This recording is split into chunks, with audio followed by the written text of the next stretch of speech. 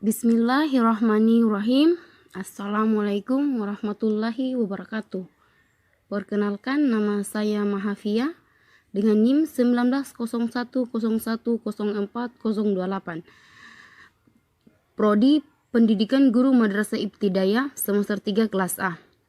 Oke, di sini saya akan memaparkan sebuah PowerPoint tentang sejarah.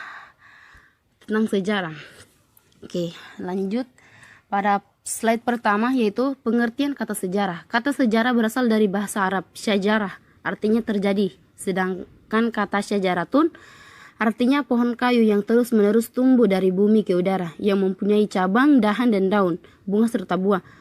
Menurut Muhammad Yamin, di dalam kata sejarah tersirat makna pertumbuhan atau kejadian. Secara etimologis, makna kata sejarah adalah tumbuh dan hidup, berkembang biak terus-menerus dan akan berlanjut sepanjang masa. Lanjut ke slide kedua.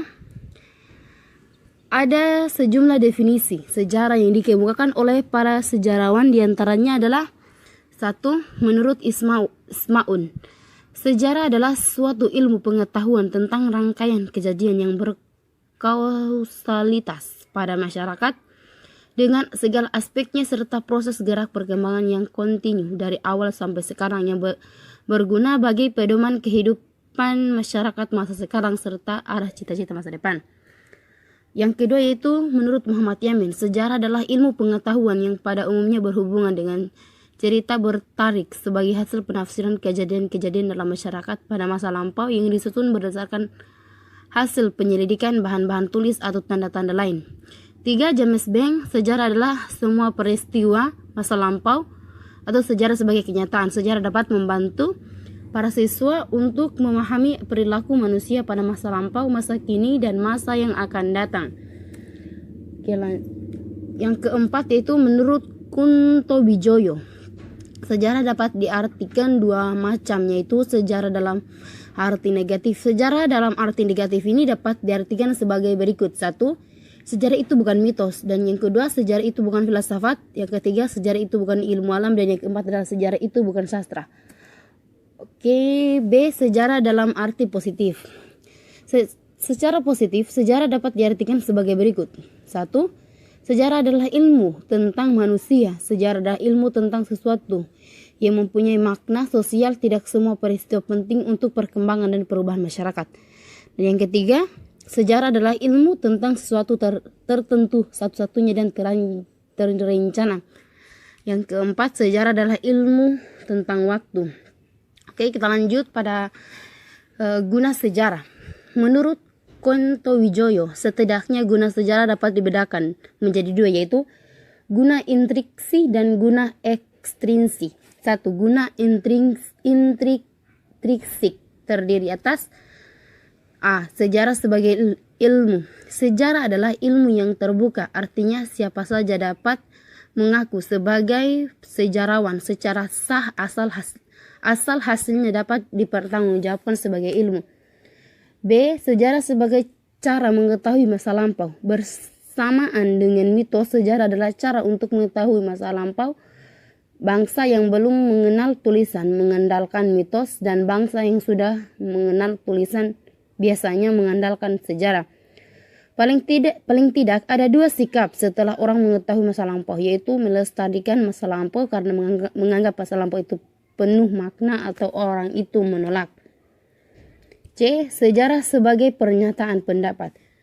Banyak penulis sejarah yang menggunakan ilmunya untuk menyatakan pendapat. Misalnya di Amerika Serikat ada dua aliran yang sama-sama menggunakan sejarah untuk menyatakan pendapat, yaitu konsensus dan konflik.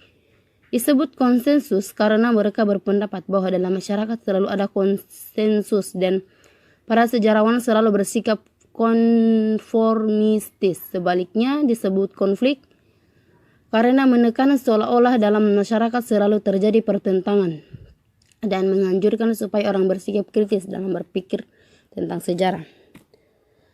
2. Guna ekstrinsik terdiri atas A. Pendidikan moral. Jika pendidikan moral harus berbicara tentang benar dan salah, dan sastra hanya tergantung pada imajinasi pengarang, maka sejarah harus berbicara dengan fakta. Fakta sangat penting dalam sejarah. Tanpa fakta tidak boleh bersuara. B. Sejarah sebagai pendidikan perubahan. Pendidikan perubahan diperlakukan oleh para politis, ormas, usaha, bahkan pribadi-pribadi. Dalam era global sekarang ini tidak ada yang lebih cepat daripada perubahan. Misalnya, kaum politis yang tidak dapat mengantisipasi gelagat perubahan akan ketinggalan. B. Sejarah C. Sejarah sebagai pendidikan keindahan. Dengan sejarah mengajarkan itu semua, Anda diminta untuk membuka hati dan perasaan. Pengalaman estetika akan datang melalui mata waktu kita, antara lain datang ke monumen, candi, istana, dan membaca. Oke, lanjut ke tugas sejarah berkaitan dengan waktu. Para sejarawan sepakat bahwa ilmu sejarah bertugas membuka peristiwa ke masa lampau atau waktu yang lalu umat manusia, menamparkan kehidupan manusia dalam berbagai aspek kehidupannya dalam mengikuti perkembangannya dari masa yang paling tua hingga masa kini. Tugas sejarah membuka masa lampau umat manusia mengandung pengertian bahwa sejarah meneliti dan mengkaji peristiwa-peristiwa di dalam masyarakat manusia yang terjadi di masa lampau. Peristiwa pada masyarakat manusia di masa lampau atau waktu yang lalu adalah sesuatu yang penting dalam definisi sejarah. Salah satu pengertian sejarah adalah ilmu tentang waktu dan waktu di mana proses kelangsungan atau perjalanan waktu tersebut secara berkesinambungan. Dalam pandangan waktu seperti itu, maka secara implisit waktu mempunyai 3 dimensi, yaitu masa lampau, masa kini, dan masa yang akan datang. Manusia menghadapi kenyataan hidup bahwa waktu gerak terus-menerus, maka secara eksa waktu diukur dengan detik, menit, jam, hari, minggu, bulan, tahun, windu, dasawarsa, dan abad. Oke. Lanjut ke perubahan sosial budaya. 1. Pengertian perubahan sosial budaya. Dalam konteks kehidupan manusia sebagai makhluk sosial dikenal 2 macam perubahan, yaitu perubahan sosial atau social change dan perubahan kebudayaan atau cultural change. Membicarakan perubahan sosial tidak dapat dipisahkan dari pembicaraan perubahan budaya. Perubahan sosial dan perubahan kebudayaan dapat dipisahkan untuk keperluan teori, tetapi dalam kehidupan nyata atau dalam kehidupan sehari-hari sangat sukar untuk dibedakan dengan tegas antara perubahan sosial dengan perubahan kebudayaan. Beberapa pendapat tentang definisi perubahan sosial berikut ini. A. Menurut Kingsley Davis, perubahan sosial merupakan bagian dari perubahan kebudayaan. Perubahan kebudayaan mencangkup semua unsur kebudayaan, misalnya kesenian, ilmu pengetahuan, teknologi, dan lain-lain, termasuk perubahan-perubahan dalam bentuk serta aturan-aturan organisasi sosial. B. Menurut Taylor, mengemukakan bahwa kebudayaan adalah suatu kompleks yang mencangkup pengetahuan, kepercayaan, kesenian, norma hukum, adat istiadat, serta kebiasaan dari manusia sebagai warga masyarakat. Perubahan kebudayaan adalah setiap perubahan dari semua unsur kebudayaan tersebut. 2. Faktor-faktor yang menyebabkan perubahan sosial budaya. Faktor-faktor yang menyebabkan perubahan sosial budaya pada dasarnya dapat dibedakan menjadi 2, yaitu faktor internal. Yang dimaksud faktor internal adalah faktor yang berasal dari dalam masyarakat itu sendiri, antara lain 1. Bertambah dan berkurangnya penduduk.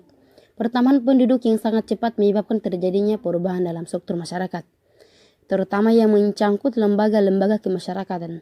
Lembaga sistem hak milik atas tanah mengalami perubahan-perubahan. Orang mengenal hak milik individual atas tanah, sewa tanah, gadai tanah, bagi hasil, dan sebagainya, yang sebelumnya tidak dikenal oleh masyarakat. 2. Penemuan baru. Penemuan baru. Inovasi atau innovation merupakan suatu proses sosial dari budaya yang besar, tapi dalam jangka waktu yang tidak terlalu lama. Proses tersebut meliputi suatu penemuan unsur budaya. Untuk kebudayaan baru tersebut disebarkan ke masyarakat, lalu diterima, dipelajari, dan akhirnya dipakai dalam masyarakat yang bersangkutan. Penemuan-penemuan baru dapat dibedakan menjadi dua, yaitu discover dan invention. Discover adalah penemuan dari suatu unsur kebudayaan yang baru, baik yang berpalat baru atau ide baru, yang diciptakan oleh individu atau suatu rangkaian ciptaan individu-individu dalam masyarakat yang bersangkutan. Discover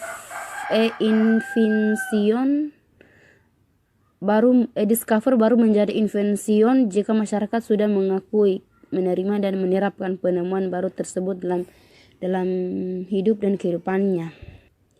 B. Pertentangan atau konflik dalam masyarakat. Pertentangan atau konflik dalam nilai-nilai dan norma-norma politik, etnis, dan agama dapat menimbulkan perubahan sosial budaya yang luas. Pertentangan individu terhadap nilai-nilai dan norma serta adat istiadat yang telah berjalan lama akan menimbulkan perubahan apabila individu-individu tersebut beralih dari nilai, norma, adat istiadat yang telah diakui selama ini. C. Faktor eksternal. Perubahan sosial budaya dapat pula disebabkan oleh faktor-faktor yang berasal dari luar masyarakat, yaitu seperti 1. Lingkungan fisik, 2. Peperangan, 3. Pengaruh kebudayaan masyarakat lain. Yang ketiga yaitu menyebabkan masyarakat menolak adanya perubahan sosial budaya. Penolakan terhadap suatu perubahan sosial budaya terutama yang disebabkan oleh faktor eksternal terjadi karena sebagai faktor, yaitu A. Masyarakat merasa ragu-ragu atau curiga terhadap suatu hal yang baru yang dianggap sebagai suatu hal yang bersifat negatif. B. Kurangnya pendidikan dan pengetahuan masyarakat terhadap sesuatu yang baru tersebut sehingga mereka menolak. C. Adanya kecenderungan untuk tetap menyukai, memelihara suatu hal yang lama, membuat inovasi terhalang. Oke, lanjut ke judul terakhir yaitu konsep kebudayaan. Manusia diciptakan oleh kebudayaan tertentu. Dan di dalam lingkungan kebudayaan tertentu, makhluk yang lahir di dunia ini belum dikatakan manusia, melainkan harus dijadikan manusia. Kebudayaan menghasilkan manusia tertentu. Contohnya kebudayaan Jawa menghasilkan manusia Jawa. Semua kebudayaan adalah suatu proses belajar dalam lingkungan tertentu. Maka manusia yang campur tangan dalam menyelenggarakan kebudayaan juga mewariskan kepada generasi berikutnya. 1. Pengertian kebudayaan. Kata budaya berasal dari bahasa Sanskerta budhaya, yaitu bentuk jamak dari budi yang berarti budi atau akal. Dengan demikian secara sederhana kebudayaan dapat diartikan hal-hal yang bersangkutan dengan akal. Selain itu ada yang mengupas kata budaya sebagai perkembangan dari kata majemuk budidaya yang mempunyai arti daya dari budi. Oleh karena itu mereka membedakan budaya dari kebudayaan. Budaya adalah daya dari budi yang berupa cipta, rasa, dan karsa, sedangkan kebudayaan adalah hasil dari cipta rasa dan karsa, dengan kata lain hasil dari ketiga unsur akal atau budi, cipta, rasa, dan karsa. Itulah yang disebut dengan kebudayaan. 2. Unsur-unsur kebudayaan. Unsur-unsur kebudayaan dalam Kamus Besar Bahasa Indonesia berarti bagian suatu kebudayaan yang dapat digunakan sebagai suatu analisis tertentu. Dengan adanya unsur tersebut, kebudayaan lebih mengandung makna totalitas daripada sekedar menjumlahkan unsur-unsur yang terdapat di dalamnya. 3. Wujud kewujudan. Menurut Kontrajaraningrat 1979 200 sampai 204, ketujuh unsur kebudayaan tersebut masing-masing mempunyai 3 wujud kebudayaan. Adapun wujud kebudayaan itu adalah sebagai berikut. A. Sistem budaya atau cultural system. B. Sistem sosial atau social system. C. Berupa kebudayaan fisik. Baiklah, itu saja materi tentang konsep waktu, perubahan, dan kebudayaan dari saya. Assalamualaikum warahmatullahi wabarakatuh.